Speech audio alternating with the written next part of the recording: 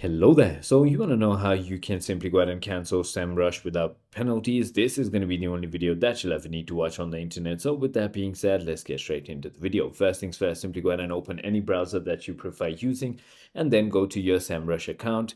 Then finally log in into your account. Then click your profile icon on the top right and select the subscription info. Under your plan, find the reoccurring section and click the active link next to your next payment date. This leads to a contact form. Select a reason for unsubscribing and fill out the form or use the provided link. You will receive a confirmation email with a link to click within 24 hours to finalize the cancellation. Alternatively, email mail@semrush.com from your account's email, providing account details like your linked email and last four digits of your payment card.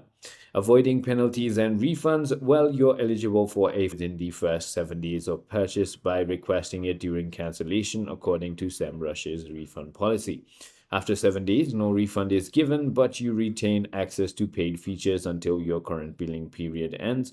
Once successfully cancelled, you won't be billed again. Access just ceases at the cycle's end. It is as simple as that. I hope this video clarified a lot for you. If it did, hit that like button and I'll see you on the next one.